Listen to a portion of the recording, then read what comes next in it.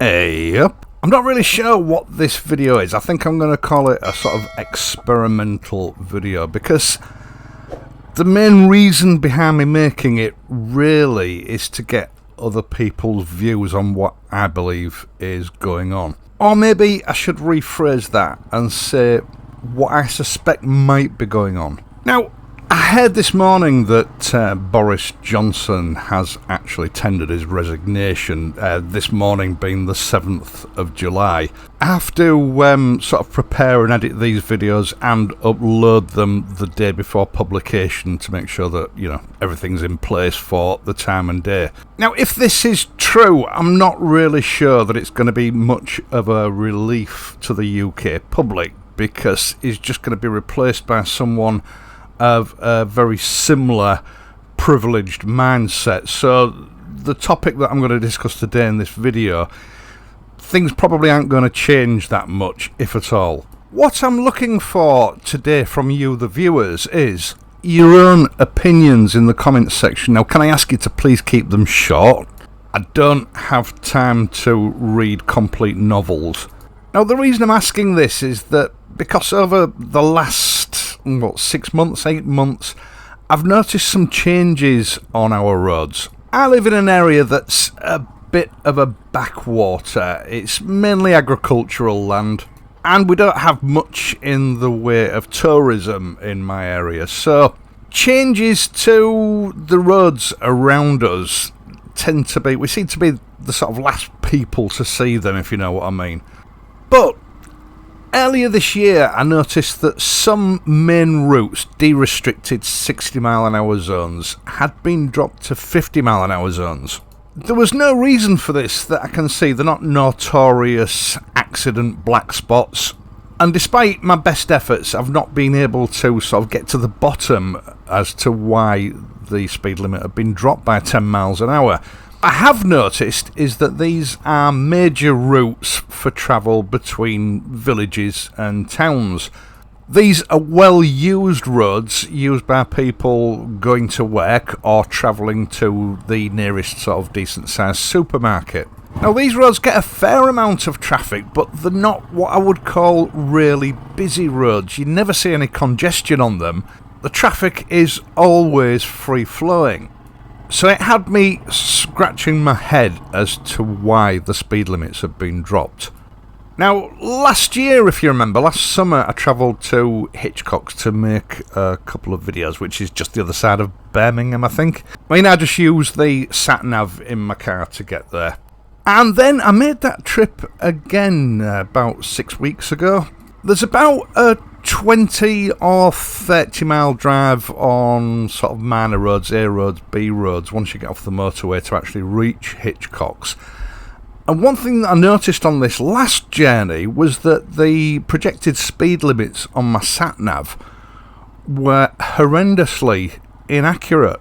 I found myself on dual carriageways which my sat-nav was showing as 70-mile-an-hour zones, yet there were some very obviously new signs up showing them to be 50-mile-an-hour zones. And it was the same with other roads that had previously been 60-mile-an-hour zones, which had been dropped to 50. And my sat-nav was showing me as being in 50-mile-an-hour zones, but again, there were new signs up showing me that they'd now been dropped to 40. So it was clear that these change in the speed restrictions had been fairly recent, and that the sat-nav updates simply hadn't caught up with it yet. Now, as anyone knows that uses a sat-nav on a regular basis, this is not unusual, but what was unusual was the sort of volume of inaccuracy that I was encountering. The difference between what my sat-nav was telling me was the speed limit and what the road signs were telling me were the speed limits was far higher than I've ever seen it before.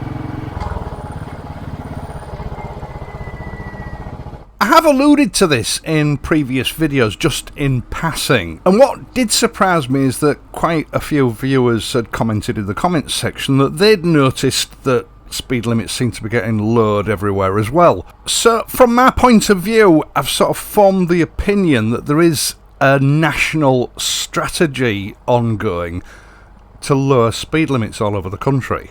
What does lend a little bit of weight to this theory is that Highways England is sort of carrying out some ongoing tests on various sections of motorway, lowering motorway speeds from 70 miles an hour to 60 miles an hour, and the reason that they're quoting for this is to lower roadside emissions, roadside air pollution, which seems a bit odd because there's not a lot of motorway in this country that runs through urban areas, and of course it is illegal for pedestrians to walk at the side of a motorway, and it's illegal for cyclists to use motorways, which raises the question, who's actually going to benefit from the improved air quality at the side of motorways? Now, it's not just Highways England. I believe similar tests are being carried out in Wales, which are looking to drop the motorway speeds to 50 miles an hour. So there does seem to be a sort of countrywide pattern of making traffic in general travel more slowly. Now, another thing that is going on, of course, is that there is a national debate as to whether 30 mile an hour zones in urban areas should now be dropped to 20 mile an hour zones. We've already seen this happen quite a lot, mainly around sort of school areas. And there are certain discussions ongoing both by the government and various motoring organisations as to whether 20 miles per hour in urban areas should now be the default speed limit, seeing an abolition of the usual 30 mile an hour zones. Generally, the reasons that have been given for these arguments are public safety and or lowering emissions. Because obviously, theoretically, if vehicles are travelling slower, the burning less fuel, so they're creating less pollution. But hang on a minute, once these restrictions are put in place, they're going to be permanent. And didn't Boris and his crew mandate that legally from 2030 it's going to be illegal to sell new internal combustion engined cars? And both the government, the motoring press and the manufacturing industries are saying that actually electric vehicles are going to be mainstream within 5 years. So what's going on? Why are they spending billions of pounds implementing a permanent solution to a problem which is now only temporary? After all, if the experts are right, within the next 5 years, most of the vehicles on the road are going to be electric. There are going to be no tailpipe emissions, so everyone will still be travelling more slowly for nothing.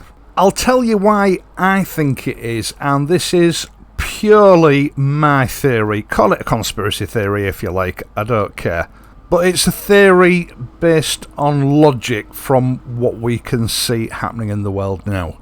70 or 80% of our electricity is generated by burning fossil fuels. Renewable energy, as we know, is not working yet, and we're looking at decades before it reaches a level where we can rely on it to supply a large proportion of our energy requirements. So, like it or not, these electric vehicles are still going to be dependent on fossil fuels for the generation of the electricity that powers them. The CO2 emissions are just generated somewhere else, not in the vehicle itself. And if you can reduce the amount of electricity that the vehicle is consuming per mile by bringing its speed down, you're reducing the amount of CO2 that's been emitted at the power station. Let's face it, electric vehicles are an out of the frying pan and into the fire scenario as far as CO2 is concerned. And I think maybe the government has now realised this and decided that controlling the speed that vehicles are able to travel at might help them meet their CO2 targets, because they're forcing electric vehicles to travel slower to get maximum mileage out of a charge. which means in theory the vehicle won't have to be recharged quite as often, which in return will reduce the CO2 emissions at the power stations. But I think it goes a little bit deeper than that. For a long time, the power industry has been telling us that the national grid will not cope. Electric vehicles are going to put a huge strain on the grid. The infrastructure for charging vehicles is not keeping up with the pace of electric vehicle sales.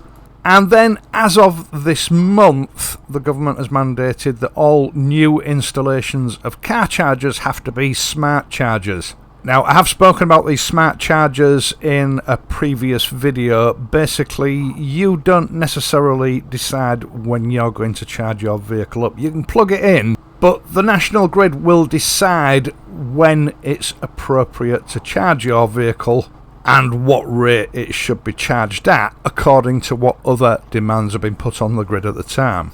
In order to be able to, keep the lights on for the rest of the country. So could it be that this apparent policy of lowering speed limits across the country is part of a safeguarding policy to protect the national grid in the future? Because let's face it, they're already predicting that we may see the lights go out this winter and we may run out of gas this winter. The government's policy over power procurement in this country have been shambolic to the point where it's all currently falling apart. And unfortunately, with the net zero strategy that the government's following, there's no easy way out of this. They've sold us a dream that electric cars are going to solve all our climate problems. And it seems to me, and again, this is just my opinion, that the reality of this strategy is now starting to dawn on them. The climate scientists and the government are all going to end up with egg on the faces if we all swap over to electric vehicles and then find there's no electricity to charge them. Could this be a strategy to try to mitigate the problems that electric vehicles are going to create? Let me know what you think. First of all, I would love to know if you are finding the same in your area or on the regular journeys that you make, that speed limits are being lowered. I really need your input to be able to paint a bigger picture. And secondly, if I'm right, if that is the case, do you believe that this strategy has been put in place to mitigate the use of electric vehicles in the future? Once again, thank you so much for watching this video and in doing so helping to support this channel. I really do appreciate it. I would also appreciate it if you would leave a like, and if you're not a subscriber, consider subscribing to this channel. It really does help me out. I will of course be back next week, so until then please ride safely and I'll see you soon.